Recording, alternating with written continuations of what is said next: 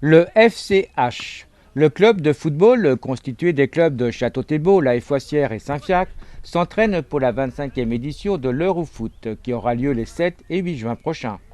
Donc l'Eurofoot, c'est un tournoi qui se passe à Haute-Goulaine et à la Sainte-Anne-de-Vertou, donc c'est organisé par eux.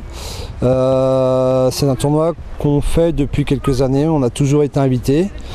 Donc c'est la catégorie U14, U15 qui participe à cet Eurofoot qui va se passer le 7 et 8 juin aux Échalonnières à Vertou pour nous, parce qu'il y a plusieurs stades où vont se dérouler toutes les rencontres en fait. C'est un tournoi qui se déroule avec 32 équipes à ma mémoire. Et c'est un esprit familial en fait, c'est un tournoi, on va dire compétition, mais avant tout on prend le plaisir de jouer au football, c'est le principal pour les enfants, et de passer un bon week-end. Par rapport à ça, on reçoit l'équipe de Manges, ce sont des Suisses, donc on les accueille dans les familles, on fait partie des familles d'accueil. Donc pendant tout le week-end, donc à partir du vendredi soir jusqu'au dimanche soir, voire éventuellement le lundi matin. Voilà. Donc en fait c'est une compétition mais c'est également un échange, je dirais, culturel. Tout à fait, voilà, c'est un échange qui va se faire entre les Suisses et nous. C'est histoire que les enfants français rencontrent des Suisses et qui peut permettre peut-être d'ouvrir des portes pour aller voir ce qui se passe aussi en Suisse à l'avenir et éventuellement continuer à rencontrer ces familles-là et les enfants de ces familles. L'Eurofoot reçoit un avis favorable de la part de nos jeunes footballeurs. C'est vraiment pas mal parce qu'on va rencontrer beaucoup d'équipes étrangères, on va pouvoir voir d'autres styles de jeu, rencontrer d'autres personnes. Est-ce que tu penses que ça peut t'apporter beaucoup par rapport à ton jeu actuel? Ouais, ça peut apprendre des techniques de jeu, ça peut apprendre beaucoup de choses. Est-ce que c'est une expérience importante? Ah ouais, je pense, ouais, parce que avec tous les gens qu'on va croiser, tous les gens qui vont nous voir jouer, ça va être enrichissant.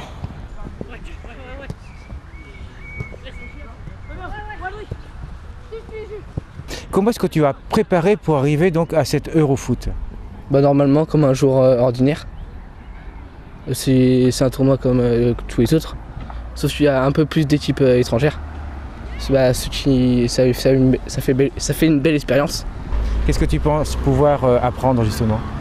Déjà de l'expérience du football parce qu'il y a des grandes équipes et ça joue pas pareil que comme on joue normalement dans le championnat. Alors, c'est quoi la différence? Ça joue plus rapide, c'est des équipes au-dessus, plus physiques, plus grands, plus techniques, voilà. Ah, il y a le côté aussi de l'Eurofoot de recevoir en fin de compte des équipes chez soi. Qu'est-ce que tu en penses? Ça permet de voir comment sont les étrangers déjà, comment ils se comportent. Je trouve que c'est pas mal, j'en ai eu la dernière et je trouve ils étaient sympas. C'était pas mal de voir comment on peut discuter d'autres choses avec d'autres joueurs. Le football, sport d'équipe, bien que le gardien se retrouve parfois un peu seul.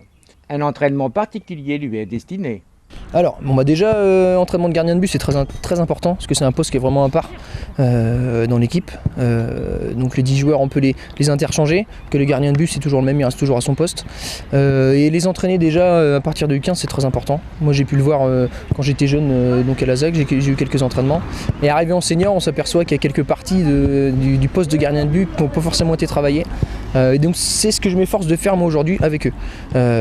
Donc un gardien aujourd'hui de savoir jouer au pied, de savoir être bon dans le jeu aérien, sur sa ligne, sortie, dans les pieds également. Donc voilà, il y a beaucoup de travail de gardien de but aujourd'hui. Donc moi par exemple, comme aujourd'hui j'ai pu le faire, mes séances sont organisées en fait suivant de ce qu'on a à travailler. Donc aujourd'hui c'était sur les frappes au sol et les sorties aériennes. Voilà, donc toutes les séances sont organisées et travaillées, vues avec les gardiens, pour les faire progresser au maximum. Donc là c'est vrai qu'il y a une échéance qui arrive qui est l'Eurofoot qui est très importante pour eux. Donc là ça permet justement pour eux d'être opérationnels en fin de saison, d'avoir vraiment progressé par rapport au début de l'année, sur toute une saison avec un entraîneur gardien. Et voilà, c'est quelque chose d'important et on va le voir à l'Eurofoot qu'ils ont vraiment progressé, quoi. Et je crois aussi que vous avez un projet assez important dans l'avenir proche. Tout à fait. Donc un projet du football, donc après, ça fait combien aujourd'hui, 15-16 ans que je suis à la ZAG.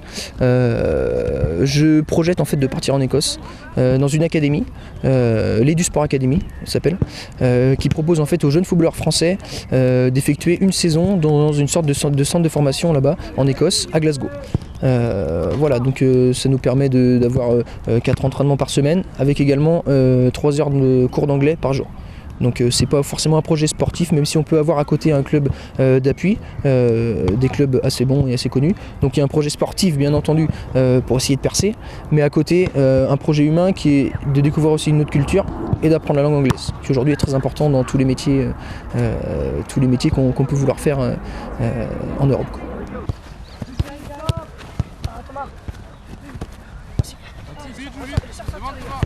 L'Eurofoot se déroule les 7 et 8 juin 2014. Vous êtes invités à venir encourager nos jeunes du FCH, ils le méritent bien. Ouais, voilà, c'est mieux.